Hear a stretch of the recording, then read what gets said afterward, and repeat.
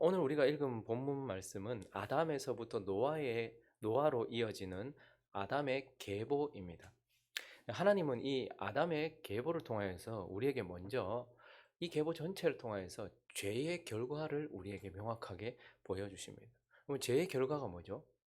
창세기 5장 1절부터 3절까지 다시 보시면요. 이것은 아담의 계보다. 계보를 제시하시면서 하나님은 우리에게 죄의 결과를 얘기하시는데, 하나님이 사람을 창조하실 때에 사람의 모양대로 지으셨다. 계속요. 남자와 여자를 창조하셨고 그들이 창조되던 날에 하나님이 그들에게 복을 주시고 그들의 이름을 사람이라 일컬으셨더라. 하나님의 형상대로 복으로 가득 찼던 인생이에요. 그런데요, 3절을 보니까요. 아담은 130세에 자기의 모양 곧 자기의 형상과 같은 아들을 낳았다. 이렇게 얘기합니다. 죄의 결과가 뭐죠? 하나님의 형상으로 지음받고 복으로 가득 찼던 인생이 하나님의 형상을 그대로 반영하거나 그대로 남기지 못하고 죄로 깨어지고 무너지고 왜곡된 자기 형상을 남기게 되더라는 거예요. 하나님의 형상이 완전히 사라진 것은 아닙니다. 죄로 인하여서 우리는 이제 하나님의 형상이 아예 없다 이렇게 말하지는 않습니다. 그러나 하나님의 형상으로 지음받았던 아담과 하와가 이제는 하나님의 형상이 아니라 왜곡되고 또한 죄로 물들어 깨어진 자기의 형상을 남기게 되더라라는 거예요. 그게 바로 죄의 결과고, 또 무엇보다도 죄의 결과는 무엇입니까? 이어지는 4절과 5절을 보시면요. 아담은 셋을 낳은 후에 800년을 지내며 자녀를 낳았다. 여기까지는 좋아요. 그런데요, 5절 있습니다. 시작. 그는 930세를 살고 죽었더라. 이게 죄의 결과입니다. 계속해서 오늘 5장 전체에 이어지고 반복되는 것이 뭐냐면 자녀를 낳았더라, 살며 지냈더라, 그리고 살고 죽었더라. 죽었더라, 죽었더라. 죄의 결과가 뭐죠? 사망, 죽음이다라는 것을 오늘 이 아담의 계보를 통해서 우리에게 말씀해 주고 있어요. 그리고 또 하나 이 아담의 계보를 통해서 하나님께서 우리에게 말씀해 주시는 것은 이런 비참한 현실 속에 있는 인류가 두 갈래의 길, 두 부류로 나뉘더라 하는 것을 우리에게 보여주고 있어요. 한 부류는요, 아담에서 가인으로 이어지는 부류, 그러니까 가인의 길을 걷고 가인과 같은 삶을 살아가는 가인의 후손들입니다. 창세기 4장 16절과 17절 보시면 아담에서 가인으로 이어졌죠. 가인이 여호와 앞을 떠나 에덴 동쪽 노 땅에 거주했습니다. 그리고 아내와 동침해서 이제 자녀를 낳기 시작하고 17절 이후부터는 가인의 후손들의 이름이 쭉 나와요.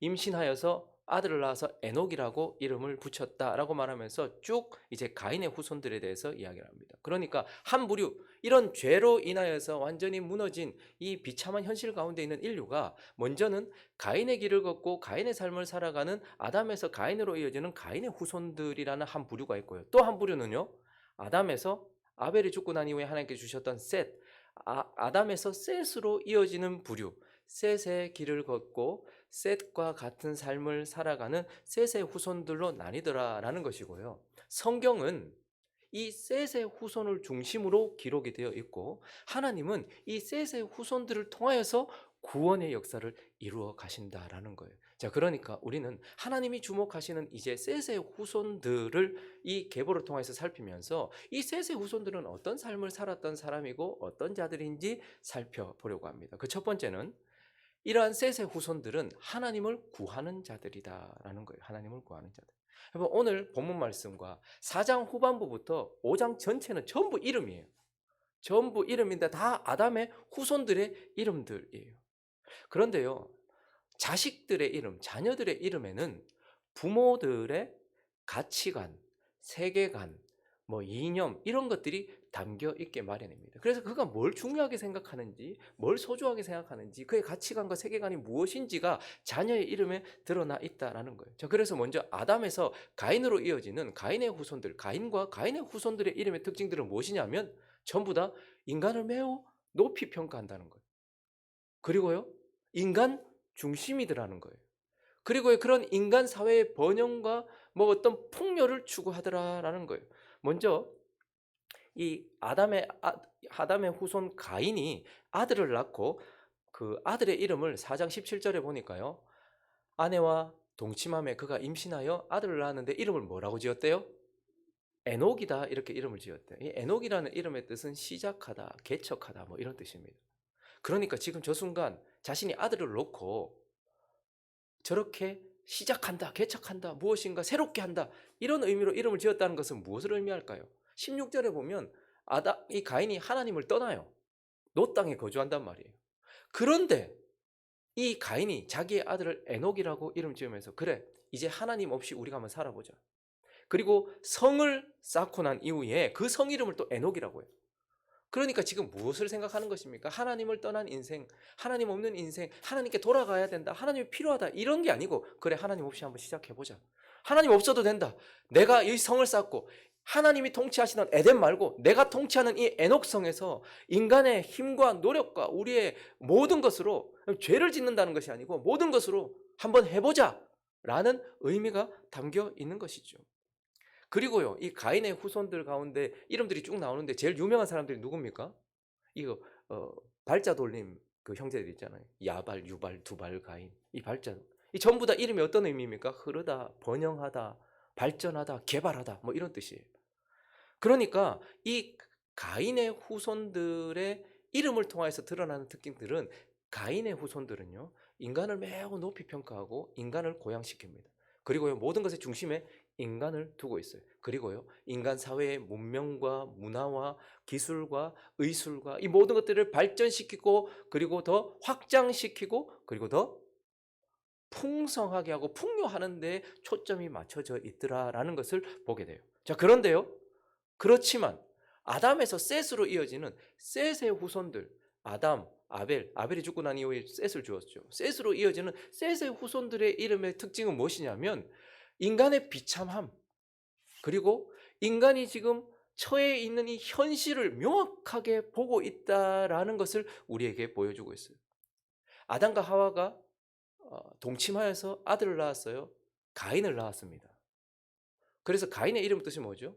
내가 하나님으로 말미암아 득남하였다 뭐 이런 뜻이에요.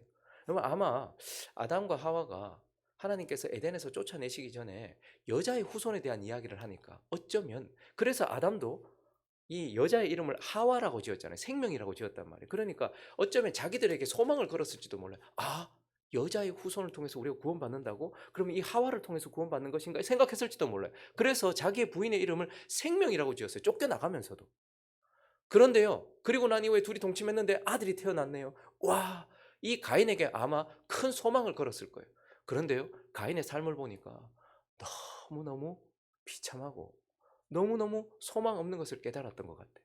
그래서 그 가인을 낳고 난 이후에 둘째로 낳았던 그 아들의 이름을 뭐라고 지었습니까? 아벨이라고 짓는 거예요. 아벨은 무엇이죠? 덧없음. 이런 의미예요. 그러니까 소망을 걸어봤는데 우리를 통해서 온 누군가 그리고 인간에게는 어떠한 소망도 없구나라는 것을 철저하게 깨달았다라는 거예요. 그리고요. 가인이 아벨을 죽였습니다. 하나님이 아벨 대신 누굴 주셨습니까?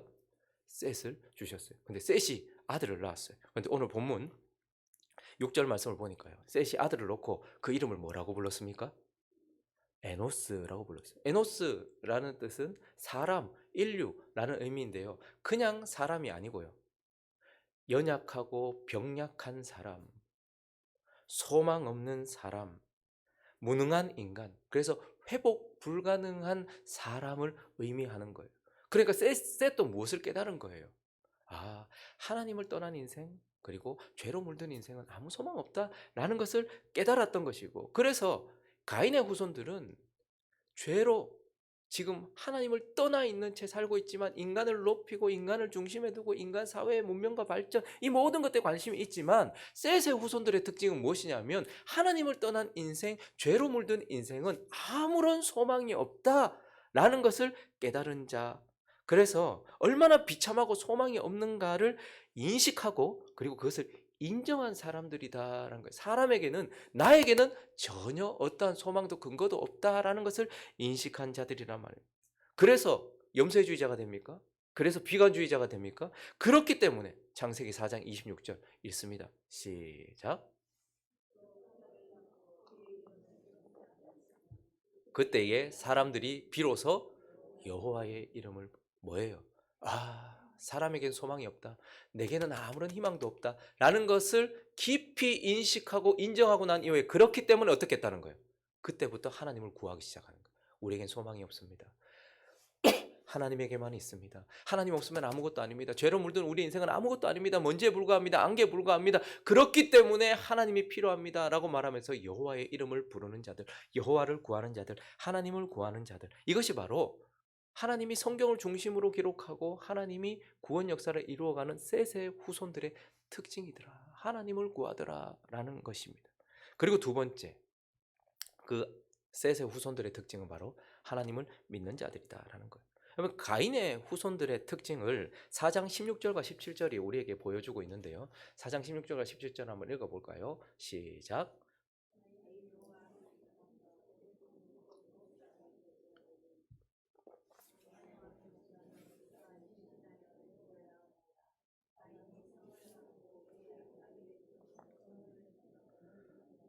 가인의 후손들의 특징은 하나님을 떠난다라는 거예요. 하나님 없이 산다라는 거예요. 그리고요, 성을 쌓았다. 하나님이 가인을 보호해 주신다라고. 너를 죽이는 자는 내가 7배나 벌을 더할 것이고 너에게 표를 준다고 말했지만 하나님을 믿지 못해서 성을 쌓고 자기가 스스로를 보호하려고 했다. 그래서 가인의 후손들의 큰 특징이 무엇이냐면 하나님을 신뢰하지 않는다라는 거예요. 내 인생을 내가 보호하고 내가 세워나간다라고 생각한다라는 거예요. 그러나 셋의 후손들의 특징은 무엇인가 하면 하나님을 신뢰한다는 거예요. 하나님을 믿는다라는 거예요. 그래서 그들은 먼저 사람이 하나님께 나아갈 수 있는 길, 사람이 하나님과 바른 관계를 가질 수 있는 길은 오직 피로 말미암아서, 대속으로 말미암아서만 하나님께 나아갈 수 있다라는 그 하나님의 말씀과 그 뜻을 믿었어요. 그렇기 때문에 아벨이 제사를 지낼 때 어떻게 했습니까? 창세기 4장 3절과 4절을 보시면 세월이 지난 후에 가인도 예배를 드렸고 아벨도 예배를 드렸는데요. 가인은 땅의 소산으로 제물을 삼아 여호와께 드렸고요. 아벨은 자기도 양의 첫 새끼와 그 기름으로 드렸는데 하나님께서 아벨도 받으시고 그의 제물도 받으셨다 이렇게 얘기합니다. 왜 아벨이 양의 첫 새끼와 기름으로 제사를 했을까요? 아마 그는 아담에게서 들었을 거예요. 아담이 하나님 앞에 섰는데 자기가 벗었다는 것을 알았어요. 자기가 부끄럽다는 걸 알았어요. 죄를 짓고 나니. 그래서 어떻게 합니까? 무화과 잎으로 자기를 가리고 하나님 앞에 나갔더니 하나님께서 그것을 뭐로 바꿔주셨어요? 가죽옷으로 바꿔주셨어요. 처음으로 피를 흘리게 하셨습니다. 그러니까 하나님께서 아담에게 아마 말씀하셨을 거예요. 너희가 나 앞에 이제는 더 이상 나올 수 없다. 그러나 너희가 나에게 나올 수 있는 것은 흠없고 점없는 누군가의 대속, 희생, 그것을 통해서 피로 말미암아서만 내게 나올 수 있다라는 것을 아담에게 말해 주었을 거예요. 그리고 나중에 모세를 통해서 하나님은 이것을 율법으로 완전히 정형화시키셨어요. 그래서 인간이 하나님께 나아갈 수 있는 유일한 길은 희생 제물의 피를 통하여서만 나갈 수 있다는 것이고 그것은 아담에게서부터 이어졌을 것이고 그것을 셋은 들었을 거란 말입니다. 그런데요, 가인은 어떻게 했습니까? 하나님 말씀 별로 신뢰하지 않아요. 그래서 내 열심과 노력으로 아름다운 것으로 하나님께 드렸어요. 그러나 아벨은 뭐예요? 나로서는 내가 한 것으로는 하나님께 나갈 수 없다는 것을 알고 어린 양의 피와 기름으로 하나님께 나아갔다. 그래서 이 셋의 후손들, 아벨, 셋으로 이어지는 후손들은 하나님 앞에 나아갈 수 있는 길이 오직 희생과 피로만 나갈 수 있다는 것을 믿는 자들이었어요. 그리고 또 이들은요, 하나님이 반드시 인생들을 심판하신다라는 것도 믿었어요. 그래서 창세기 5장 21절부터 보시면 에녹이라는 유명한 사람이 나오죠. 그는 65세까지 그냥 살다가 65세에 아들을 낳았는데요. 무드셀라라는 아들을 낳았어요. 하나님께서 이 아들을 주시면서 무언가 말씀하셨죠. 그래서 유다서에는 이 에녹에 대한 예언이 나오고 있어요. 그래서 하나님께서 뭘 말씀하셨어요? 무트 죽을 것이다. 셀라 보낸다. 이 아들이 죽으면 심판을 보낸다라는 것을 하나님께서 말씀하셨고 유다서에서는 그걸 우리에게 말해주고 있어요. 그러니까 에녹은 그냥 살고 있었는데 65세쯤에 아들을 낳았는데 하나님이 이 아들을 주시면서 이 아들 죽으면 심판 온다라는 것을 말씀하셨다라는 거예요. 그래서 무드셀라를 낳은 후에 300년을 그 무드셀라를 낳기 전까지는 동행했다는 이야기가 없어요. 그런데 무드셀라를 낳고 난 이후부터 300년을 하나님과 동행했다 이렇게 말하고 있고요. 그리고요, 그는 365세를 살았고 그리고 24절에 보니까 하나님과 동행했다라는 것으로 세상에서 들려 올라갔다 이렇게 말하고 있어요. 그러니까 에녹은 뭘 믿은 거예요? 하나님이 심판하신다라는 그 메시지를 믿었던 거예요. 내 아들이 죽으면 하나님 심판하신다는 메시지를 들었던 거예요. 그래서 어떻게 했다는 거예요? 피난처 되시고 나의 요새 되시는 하나님께 딱 붙어서 그와 동행하는 삶을 살아갔다라는 것을 보게 돼요. 그러니까 셋의 후손들의 특징은 하나님을 신뢰한다, 하나님을 믿는다라는 거예요. 그리고 우리가 마지막에 나오는 오늘 이 아담의 10대 손, 이 족보에, 이 계보에 마지막에 이름이 등장하는 이 노아는 무엇을 믿었습니까? 그는 심판만 믿었던 것이 아니라 그 심판 가운데서 받을 수 있는 구원도 믿었어요. 하나님이 구원에 대해서 계시해 주셨어요. 그래서 6장으로 넘어가 보시면 13절에 보시면 하나님이 노아에게 이렇게 말씀하셨거든요. 모두 혈육 있는 자의 포악함이 땅에 가득해서 끝날이 내 앞에 이르렀다. 내가 그들을 땅과 함께 멸할 것이다 라고 심판을 말씀하셨고, 그건 이미 에녹 때부터 알고 있었던 거예요. 그런데요, 노아 때 뭐가 드러났냐 하면 너는 고페르나무로 너를 위하여 방주를 만들어라. 칸을 만들고 역청으로 해라. 그리고 나서 쭉 방주에 대한 이야기를 해주고 있어요. 그리고요, 22절 읽어주십시오. 시작.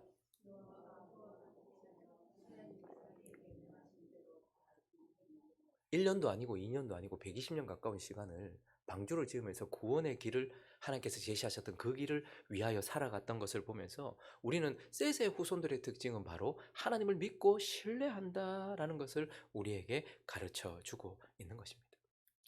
말씀을 정리하겠습니다. 그러면 셋의 후손들은 가인의 후손들처럼 인간을 높이거나 인간을 중심에 두거나 인간 사회의 문명과 그리고 또 풍요와 발전을 추구하지 않았어요.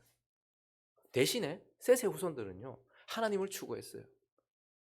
이들이 기술을 개발하고 문화를 발전시키면서 풍요로운 삶을, 그러한 사회를 만들고 있을 때 셋의 후손들은 제사 지내면서 하나님 앞에서 하나님을 추구했고요. 그리고 하나님을 신뢰하면서 살았어요. 자, 그러면 이런 자들에게, 이런 셋의 후손들에게 하나님께서 결국 주시는 것은 무엇입니까? 자신을 추구하지도 않았고 세상을 추구하지도 않았고 기술과 문명과 발전을 추구하지도 않았고 풍요를 추구하지도 않고 그저 하나님을 추구하며 하나님을 신뢰하며 살았던 이 셋의 후손들에게 하나님께 주시는 것이 무엇입니까? 창세기 5장 21절 다시 보시면 에녹을 통해서 우리에게 말씀하십니다. 65세에 무두셀라를 낳았고 300년을 하나님과 동행했으며 365세를 살다가 에녹이 하나님과 동행하였더니 그를 데려가셔서 어떻게 했다? 세상에 더 있지 않냐. 뭐예요? 여러분, 이 족보 전체가 뭘 얘기하냐면 살고 죽었더라, 살고 죽었더라. 그런데 에녹에서, 이 7대손 에녹에서 뭘 얘기하시는 것입니까? 하나님을 믿고 신뢰하는 셋의 후손들의 먼 미래를 우리에게 보여주시면서 뭘 가르쳐 주시냐면 하나님과 동행하는 삶, 결국 생명을 얻게 될 것이다. 셋의 후손들은 죽음으로 끝나는 삶이 아니라 세상에 더 있지 않은 새하늘과 새 땅에서 영원히 살 것이다, 생명을 주실 것이다 라는 것을 우리에게 가르쳐 주고 있는 것입니다. 그리고요, 좀 더 내려가서 28절 29절을 보시면 라멕은 182세에 아들을 낳고 노아라고 불렀는데 그가 뭐라고 얘기하는 거 아니까? 여호와께서 땅을 저주하심으로 수고롭게 일하는 우리를 이 아들이 뭐하리라? 안위하리. 여기는 안위라는 것은 안식, 쉼이라는 것.